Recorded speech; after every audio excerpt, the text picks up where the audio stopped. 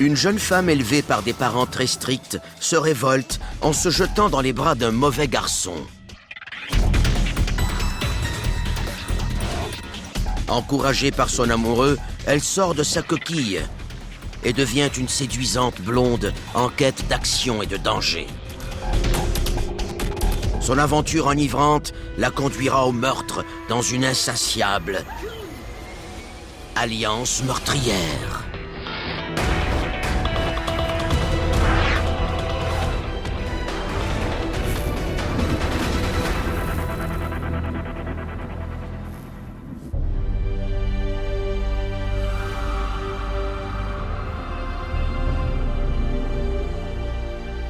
Septembre 2002, à Little Rock, en Arkansas.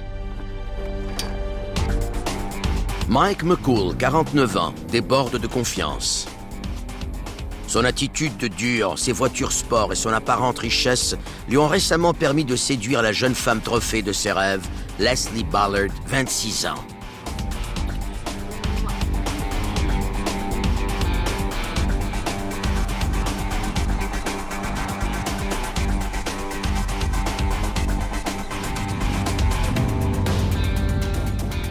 Un jour, après un après-midi de moto enivrant, ce séducteur invétéré rentre chez lui.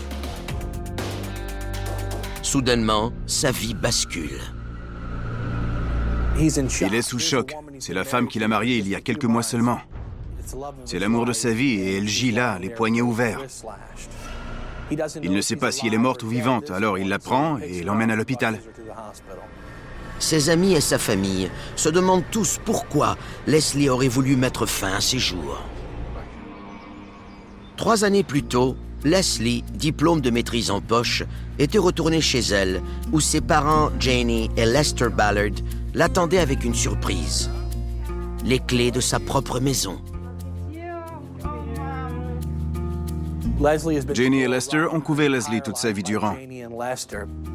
Depuis qu'elle était toute petite, il la protégeait. Et rien n'avait changé à son retour. Leslie est d'abord comblée par la générosité de ses parents, mais elle réalise vite qu'il s'agit en fait d'un autre moyen de la contrôler. On lui a toujours appris à obéir aux ordres.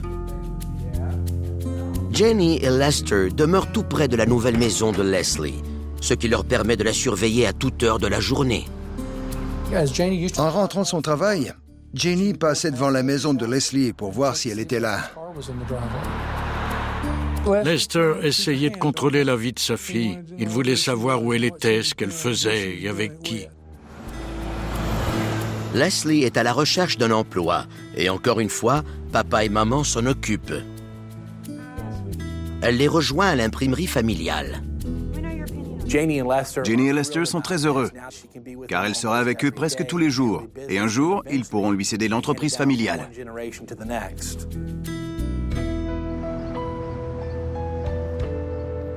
Le palais de justice se trouve juste en face de l'imprimerie. Mike McCool le visite fréquemment. Leslie l'a déjà remarqué, mais c'est la première fois qu'il lui adresse la parole. Yeah, my parents have a printing company over there. Mike. Oh, okay. Mike McCool, how are you? Leslie, nice to meet you. Mike McCool se rend souvent au palais de justice à cause de ses excès de vitesse. Elle est attirée par lui, et il le sait. I don't know. I don't bite. De 23 ans son aîné, Mike est marié et il ne fait que s'amuser à flirter pour l'instant.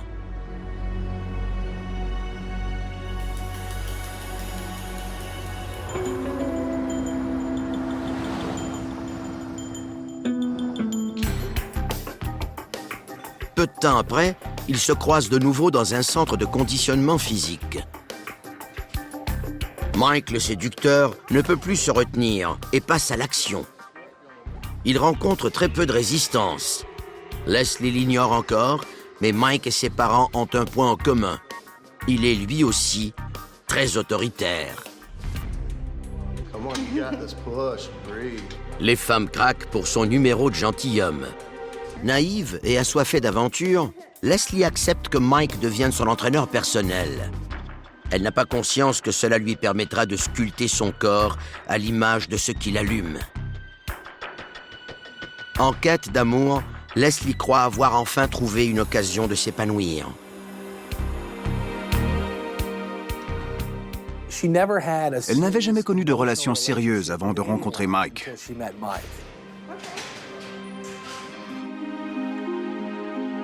Rapidement, Mike l'entraîne dans son lit.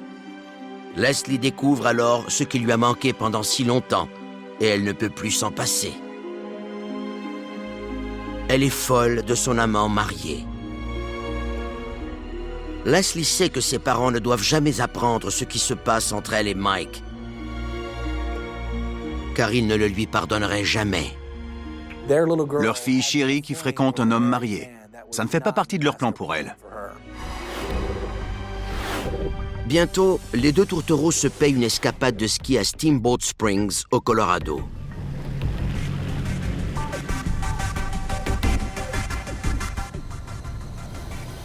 Et il y a autant d'action sous les couvertures que sur les pentes de ski. Mike en savoure chaque instant, d'autant plus que c'est Leslie qui paie. Ainsi, leur relation secrète sera dévoilée. Leslie a atteint la limite de crédit de la carte de l'imprimerie. Leslie fait fi des objections de sa mère, qui veut qu'elle mette un terme à cette relation. Elle emménage plutôt chez son monsieur Muscle, qui vient de quitter sa femme. À présent, la guerre est ouverte entre parents et filles, et Mike McCool en profite pleinement. Il transforme sa petite rebelle en bombe blonde.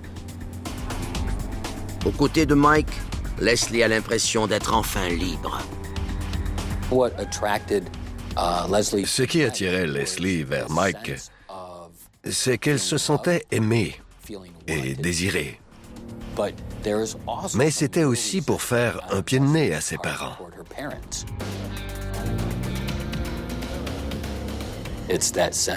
C'est un peu comme si elle leur disait « Regardez, je fais tout ce que vous détestez et vous ne pouvez pas m'en empêcher. » Et c'est Mike qui lui a donné le courage de le faire. Il lui a permis de se révolter contre sa famille.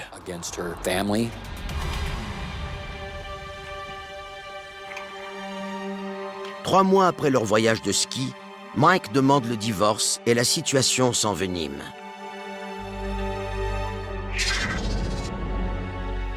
Sa femme dresse un portrait terrifiant de ce manipulateur paranoïaque et contrôlant qu'est Mike McCool. Have you been seeing somebody else? No. There will be consequences if you do. Okay. You hear me? Yeah.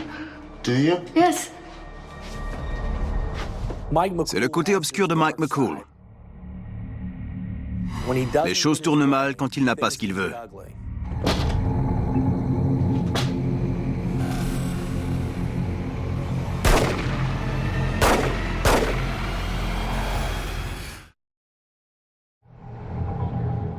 Leslie Ballard a déclaré la guerre à ses parents autoritaires en fréquentant Mike McCool, un mauvais garçon tout aussi dominateur. Son troisième divorce est difficile. Sa future ex-femme révèle comment il les terrorisait, elle et sa fille. Un jour, alors qu'il avait tiré un coup de feu dans les airs, un groupe tactique d'intervention avait même dû intervenir. Come out the door and put the gun down, Mike. Put the gun down, Mike.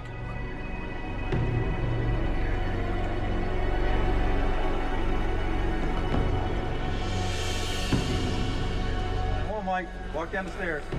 Down the stairs. Mike McCool est un narcissique pathologique, ce qui signifie qu'il ne pense qu'à lui-même.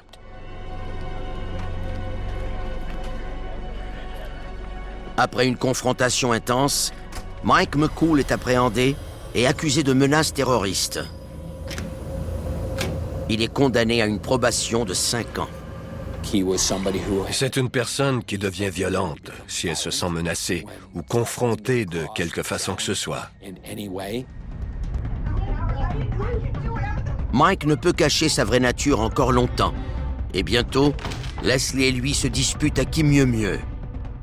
Les pires craintes des parents de Leslie se concrétisent. Pour Mike McCool, les femmes ne sont que des objets. Il les contrôle. Elles lui appartiennent. Point final. Mais cette fois-ci, la situation est différente. Les explosions de violence sont suivies de réconciliations passionnées qui les fusionnent davantage. Leslie et Mike se nourrissent de la volatilité de leur relation. Les hauts sont absolument enivrants et les bas sont extrêmement affligeants.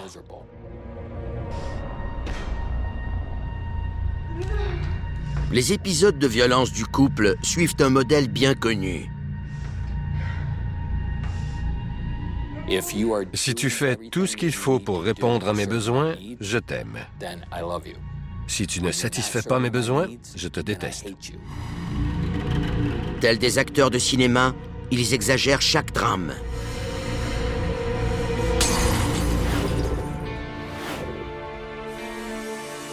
Leslie se sauve à Saint-Louis, au Missouri, mais Mike sait qu'elle attend son appel.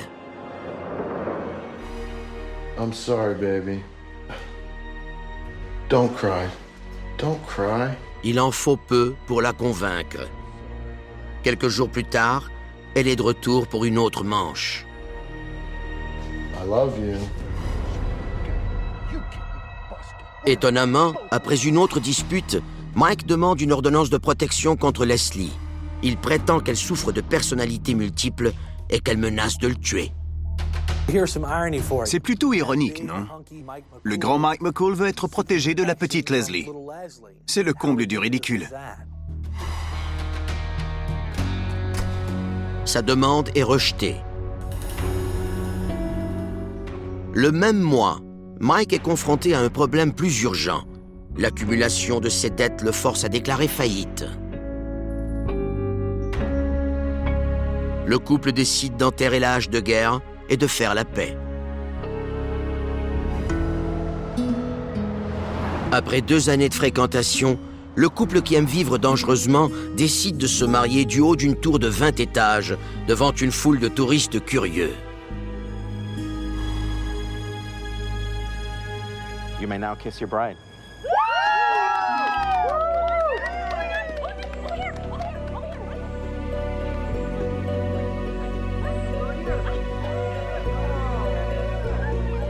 En ce jour de la fête des mères, les parents de Leslie n'ont pas été invités.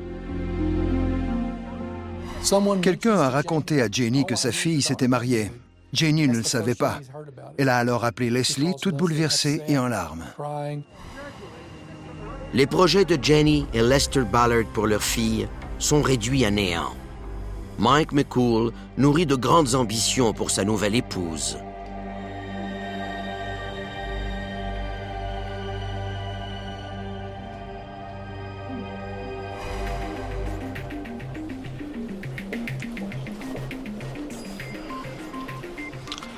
All right, so what's going to happen is that when we trace all the way down to make sure that the breasts are even, and then...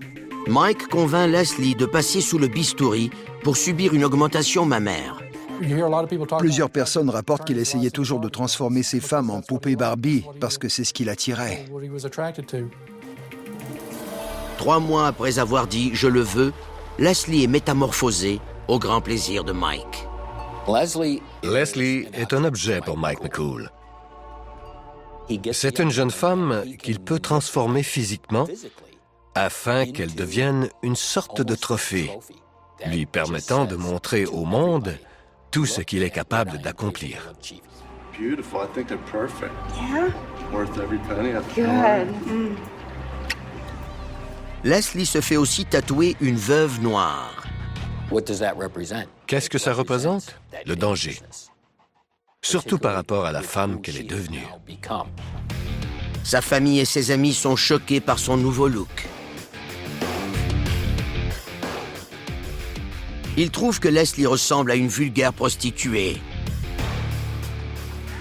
Mais celle-ci rayonne de bonheur et savoure sa nouvelle vie.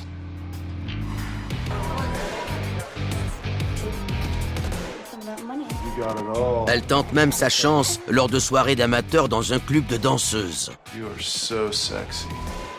C'est l'insulte finale à l'honneur de ses parents. Mais pour Mike McCool, c'est la confirmation que son pouvoir de persuasion ne connaît aucune limite.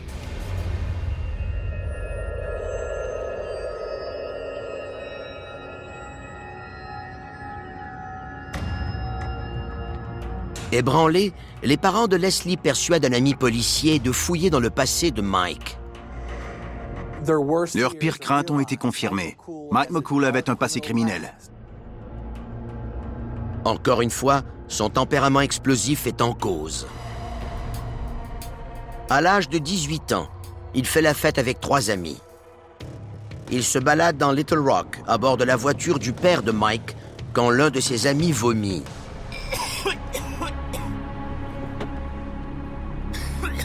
Mike l'empoigne. Le jeune se heurte la tête sur le bord du trottoir. Le lendemain, le jeune ne s'est jamais réveillé. Il était mort. Mike McCool est accusé de meurtre au 2e degré. Le juge est prêt à rejeter l'accusation s'il se joint aux Marines. Mike accepte, mais encore une fois, sa personnalité dérangée cause sa perte. Après 5 années de service, il est expulsé parce que jugé indésirable. Âgé de 23 ans, il retourne à Little Rock, couvé par des parents fortunés qui répondent à tous ses désirs. Son père se pliait à ses moindres caprices, que ce soit de faire des courses de moto, des régates ou du culturisme. Mike n'acceptait pas qu'on lui dise non.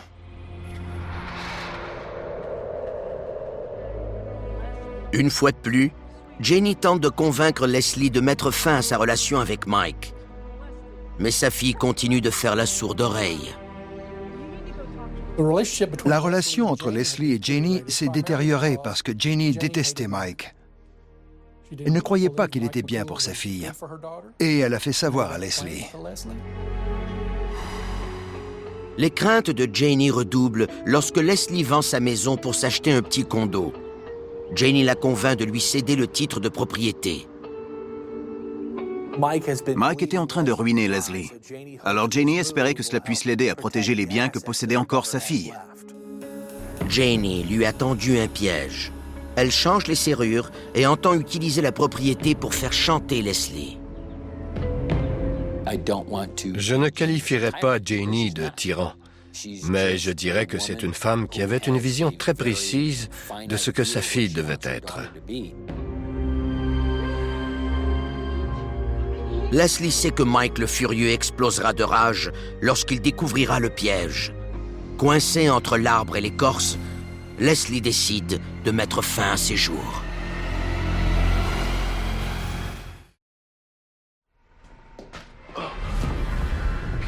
À Little Rock, en Arkansas, Mike McCool découvre sa jeune épouse inconsciente, les poignets ouverts.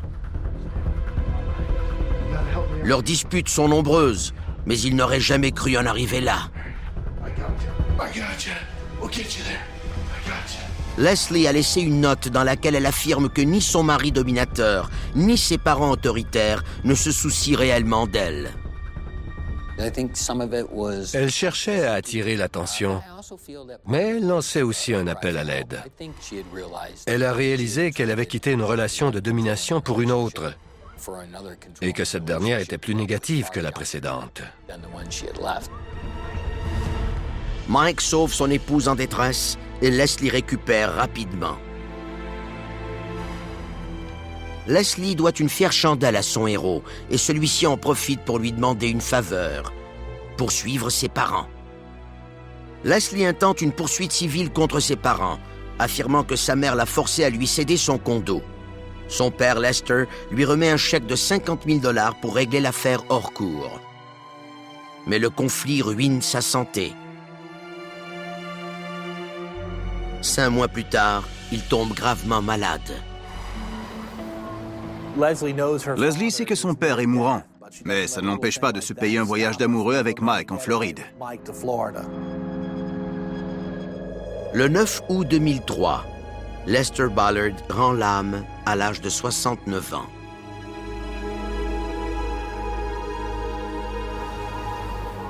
Dix jours plus tard, Leslie communique enfin avec sa famille. Oh my gosh. Encore une fois, When did this happen? Leslie refuse d'assumer la responsabilité de ses gestes. Et ça en dit long sur le peu d'attachement émotif qu'elle éprouvait envers ses parents. 10 days ago? Oh my God.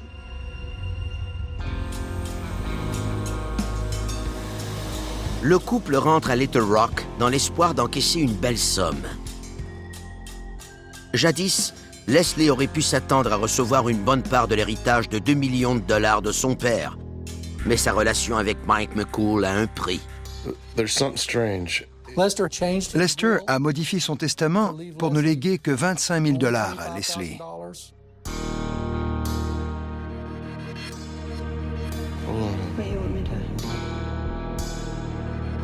Elle avait de sérieux problèmes financiers, alors les 25 000 $ ne suffiraient pas à les régler.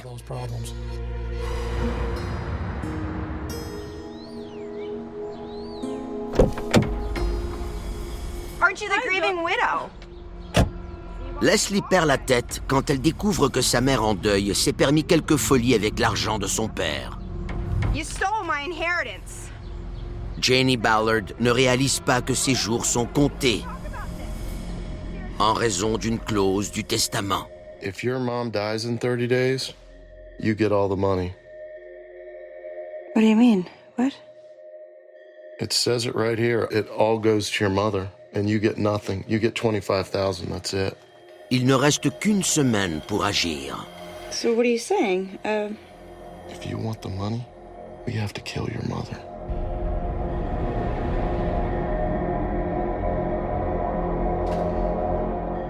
You want the money? Yeah, I want the money.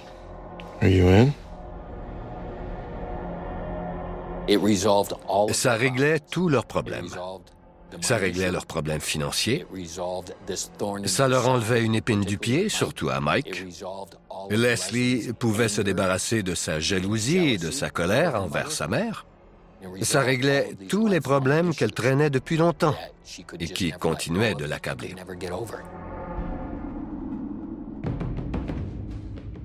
You feeling it? Yeah.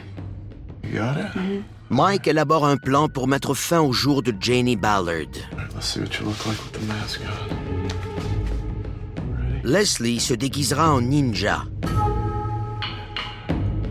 Pour éviter qu'elle laisse des traces d'ADN sur les lieux, ses gants noirs sont collés aux manches.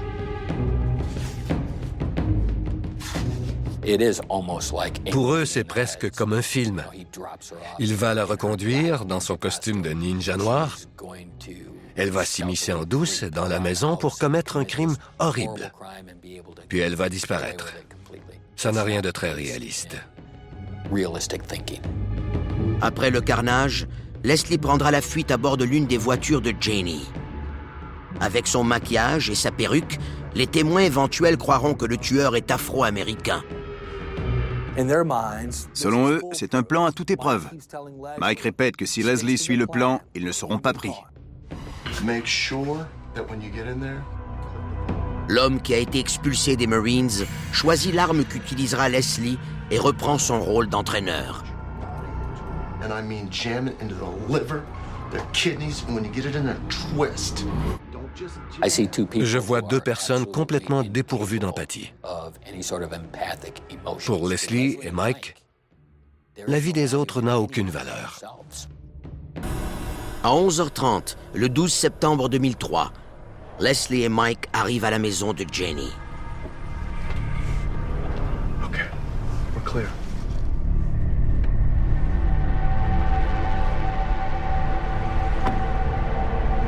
When you get back with the stuff, listen, do not get in the cab. Okay, I got it. If you get in there, you're gonna get blood and everything else. We can't have that. I got it. Okay. You got it? Yeah. Be careful. I love you. I love you. You got this. Okay.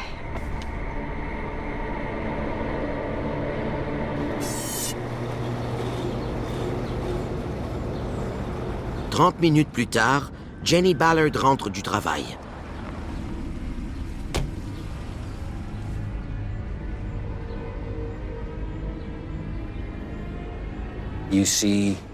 Elle est absolument décidée à pénétrer dans cette maison pour assassiner sa mère.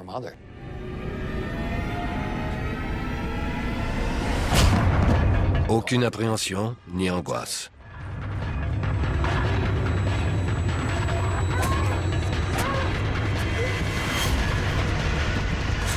Elle lui tranche la gorge jusqu'à la colonne vertébrale sans rien éprouver. C'est le coup fatal, l'humiliation finale, sa dernière révolte. Leslie prend les bagues des doigts du cadavre de sa mère. De précieux souvenirs volés, tout comme sa vie. La vision qui s'offre à elle ne la perturbe pas du tout.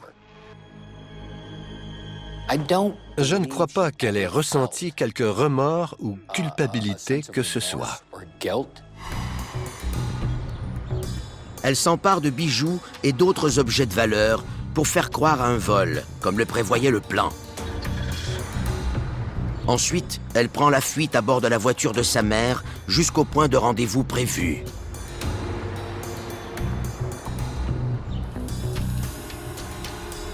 Dans un quartier afro-américain.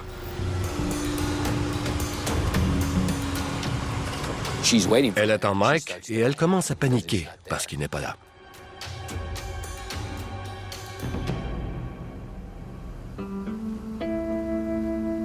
How many more stops you have on your route today?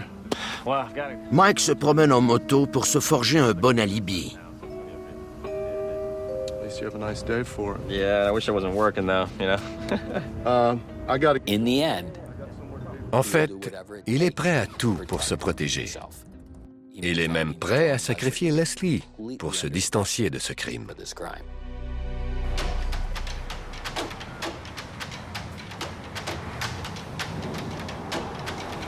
2 heures plus tard, le cerveau de l'affaire arrive sans s'excuser. Who's in charge here? Let's go. Let's go. Get the stuff. Get it out of here. Comme prévu, Leslie abandonne l'auto de sa mère. Mais l'assassin novice oublie de se cacher à l'arrière du camion et il y a maintenant du sang sur le siège avant. You're gonna get blood all in the trunk! I'm not thinking. Il l'engueule pendant tout le trajet du retour. You got blood all in the trunk now!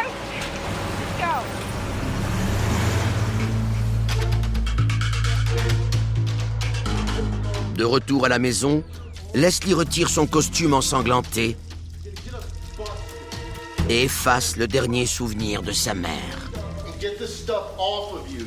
We're gonna have problems now. They're gonna be coming for us because you can't follow simple directions! there's almost a symbolic. Laver le sang est presque symbolique. Elle commence une nouvelle vie. C'est la fin de ce qu'elle connaissait et c'est un nouveau départ. Son mari rusé y va d'une autre manœuvre discrète pour se disculper du crime. Mike a toujours un plan. Pendant que Leslie se lave, il prend quelques morceaux de ses vêtements ensanglantés et il les cache dans un pneu dans la cour. C'est la police d'assurance de Mike. Si les choses tournent mal, il pourra les utiliser pour rejeter le blâme sur sa femme insouciante.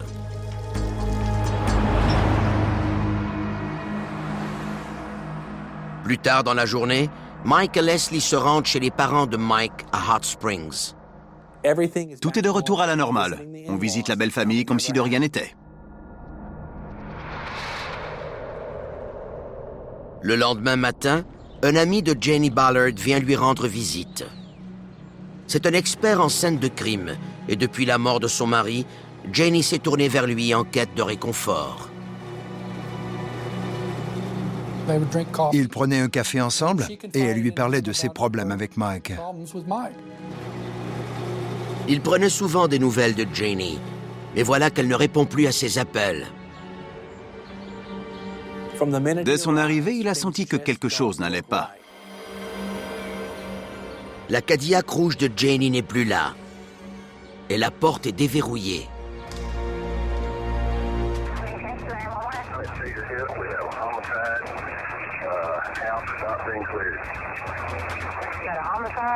Yes, somebody here now. She's lying on the living room floor. Okay, what's her name, sir? Her name is Janie Ballard. Un ami a découvert le corps de Janie Ballard dans sa maison de Little Rock, en Arkansas. Juste à voir le corps, on savait qu'il s'était écoulé un certain temps depuis le meurtre. Le sang avait séché et coagulé. Les enquêteurs remarquent que la maison a été saccagée. Les tiroirs étaient ouverts. Des objets étaient éparpillés dans les chambres à coucher. L'ami de Janie révèle aux policiers qu'une collection de monnaies de grande valeur a été volée. Malgré les apparences de vol, les enquêteurs croient que Janie connaissait son meurtrier, car ils ne trouvent aucune trace d'introduction par effraction. Les clés de la porte étaient encore dans la serrure et le système d'alarme n'était pas en fonction. On envoie le corps de Janie Ballard, 58 ans, au médecin légiste. Son meurtre sordide fait les manchettes. On rapportait la mort de Janie Ballard et j'étais désemparé. Des voisins affirment avoir vu quelqu'un fuir avec sa Cadillac. Ils ont remarqué que la personne au volant avait l'air bizarre. Ils ont cru que Janie avait subi une chirurgie plastique pour le nez ou les yeux, car elle semblait porter un masque. Les enquêteurs émettent un avis de recherche pour retrouver la Cadillac disparue. L'ami de Janie qui a trouvé son corps indique aux policiers 2 suspects probables. Sa propre fille et son gendre, ceux qui auraient dû compter le plus à ses yeux. Mais elle en avait peur. Les enquêteurs partent à la recherche de Leslie et Mike. Mais les tueurs sans remords se défilent pour tenter d'échapper à la justice. Nous nous sommes rendus chez eux à plusieurs reprises. Ils n'étaient pas là. On les a appelés, mais on ne les trouvait pas. Le rapport d'autopsie fait ressortir la violence de l'agression. Le nombre et le type de blessures retrouvées sur le corps étaient stupéfiants. On dénombre plus de 70 traces de coupures. Je crois que pour la première fois de sa vie, elle avait le contrôle et savait exactement ce qu'elle faisait. La meurtrière a retourné Janie et poursuivi son attaque démentielle. 11 blessures n'ont pas été infligées pendant qu'elle était vivante. Elles l'ont été après sa mort. Elle était envahie par une rage destructrice. Le visage de Janie est défiguré et son assaillante n'a pas terminé. Elle lui tranche la gorge jusqu'à la colonne vertébrale. C'est le coup final porté à sa mère et à tout ce qu'elle représentait. Leslie et Mike reviennent à la maison après avoir passé la nuit chez les parents de Mike. Les enquêteurs les attendent, mais le couple tordu est prêt à les affronter. Hey, Leslie. Excuse me, Leslie.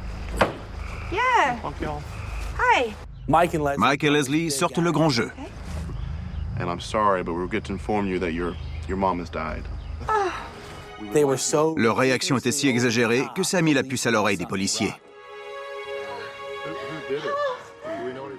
Les imposteurs acceptent de se rendre au poste de police. Please follow us. Thanks. Oh, gosh. Listen to me. Don't you say a thing stupid. I Keep it cool. All right. You stick to this plan, and I swear to God, if you say my name or one word about this, I will kill you. Yes, Mike. Let's go. On les a interrogés séparément. Leslie affirme que les histoires entendues par les policiers au sujet du conflit avec ses parents sont fausses. What's your husband and your parents' relationship? Fine. I mean, Elle nous a dit que tout allait bien, que ses parents adoraient Mike. On l'a écouté. Et ensuite, on est allé discuter avec Mike. Au début, il était très sympathique. Il semblait ébranlé par la mort de Mme Ballard. Les enquêteurs sont maintenant convaincus que Mike et Leslie mentent. Mais faute de preuves formelles, Mike est relâché et attend pendant que les enquêteurs retournent interroger sa femme. Il s'est assis dans le couloir et a fait des avions en papier. Il a attendu calmement pendant 1 heure. Les enquêteurs disent à Leslie qu'ils savent qu'elle ment. À force de la questionner, ils réussissent à la faire craquer. Elle s'est affalée sur sa chaise et a dit « Je vais tout raconter. Ce n'est pas joli. » Elle a levé les yeux, pris une grande respiration et dit « J'ai tué ma mère. » I followed my mother into the house, and I pushed her down, and then I just started stabbing her.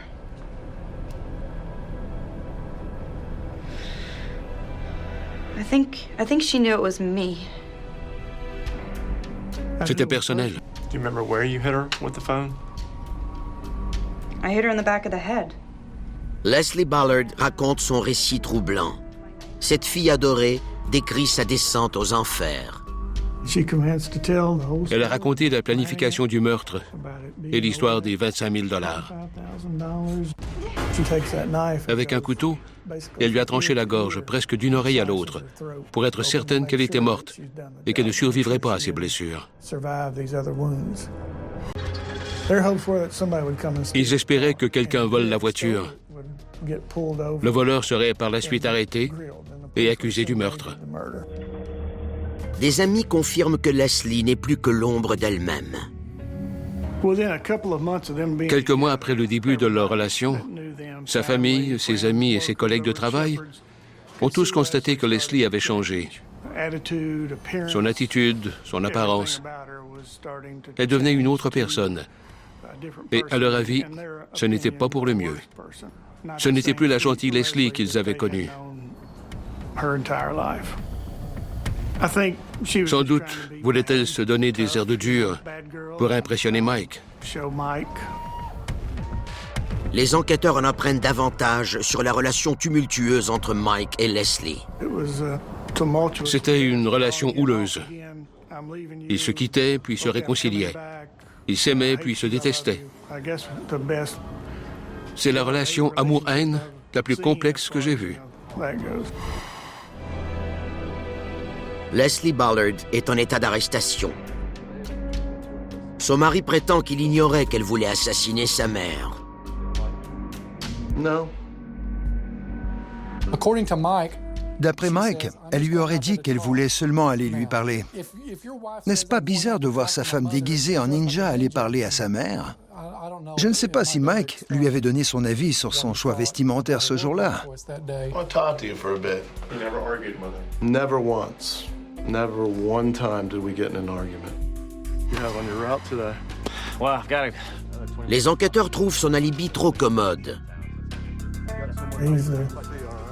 C'est un lâche qui se tient loin pendant que sa femme accomplit le sale boulot. Mike blâme Leslie. Leslie blâme Mike. Ce sont deux personnes qui n'ont aucune loyauté l'une envers l'autre. Chacun veut sauver sa peau et chacun ne pense qu'à lui-même. Les deux sont appréhendés. Seul dans une pièce, Mike McCool se sent piégé pour la première fois de sa vie. Il ne laissera personne le contrôler et il envisage de se suicider. Réussira-t-il là où Leslie a échoué? Soupçonné de meurtre, Mike McCool s'empare d'une bande métallique provenant d'un thermostat brisé pour s'ouvrir les poignets dans une tentative désespérée de mettre fin à ses jours. Il refuse de capituler devant les policiers de Little Rock en Arkansas. Give me your hands! Walk! Give me your hands! Close your face. I got it. Look out. Come on. Get him out. Mike McCool est emmené à l'hôpital. Bientôt, il est de retour au poste de police. À la reprise de l'interrogatoire, il admet avoir aidé à masquer le meurtre de Jenny Ballard, mais il maintient que sa femme a agi seule et à son insu. Il était centré sur lui-même. C'est typique. Il l'accusait. Il explique aux enquêteurs où trouver les vêtements ensanglantés qu'elle portait le jour du meurtre. Dans leur maison, les enquêteurs découvrent des documents qui démontrent l'étendue de leurs ennuis financiers. Le couple était sérieusement endetté.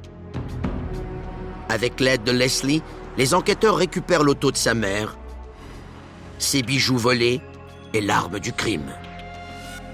Les policiers ont maintenant tous les éléments nécessaires pour porter des accusations de meurtre qualifiées contre les deux suspects. Et ils n'ont plus aucun doute sur leur motif, la cupidité. Ils voulaient dépenser sans travailler. Il leur fallait une solution de rechange. Leslie est la première à subir son procès. Ce fut le meurtre le plus médiatisé à Little Rock en près de 20 ans. Tous les détails de ce meurtre crapuleux ont été mis au jour. La violence excessive, la colère, la cupidité. J'ai travaillé sur plusieurs affaires d'homicides familiaux. Ici, la façon dont la fille assassine sa mère est d'une telle intensité. C'est très troublant et étonnant.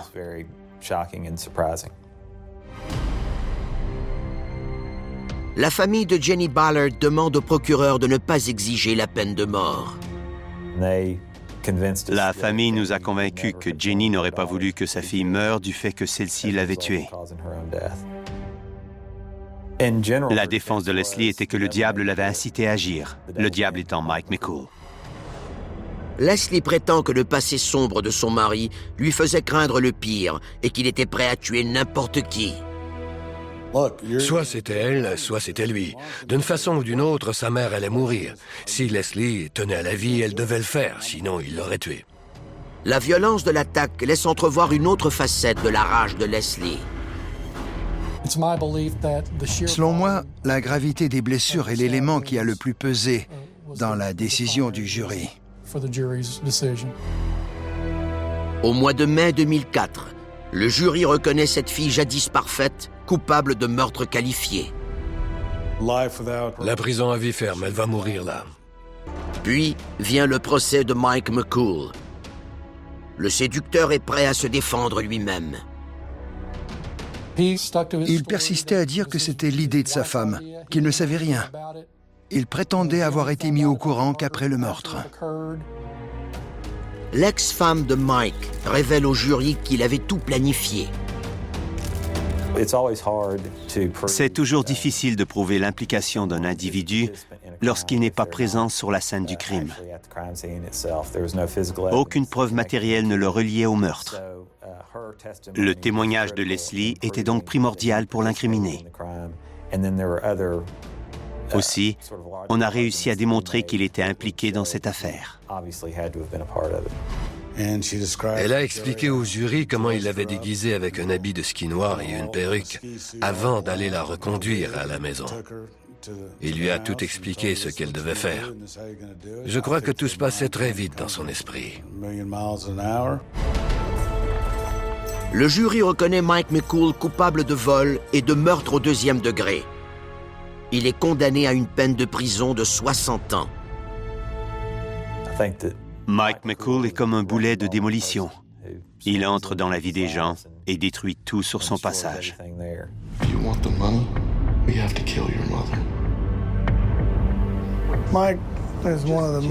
Mike est l'une des personnes les plus manipulatrices et diaboliques que j'ai croisées en 16 ans de carrière. Dans ses correspondances, il persiste à blâmer Leslie pour le meurtre.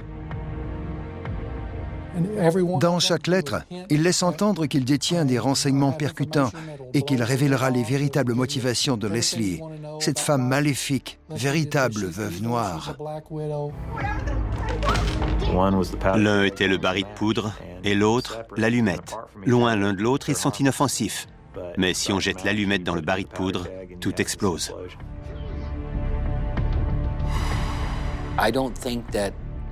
Je ne crois pas que Leslie ni Mike n'aient éprouvé la moindre angoisse ou le moindre regret par rapport à ce qu'ils ont fait. Une fois réunis dans leur ténébreuse union hédoniste, Ils n'accordent plus aucune valeur à la vie d'autrui. Seuls leurs propres besoins comptent. Et ils sont prêts à tout pour les combler, même au meurtre. L'alliance de ces deux personnes était meurtrière.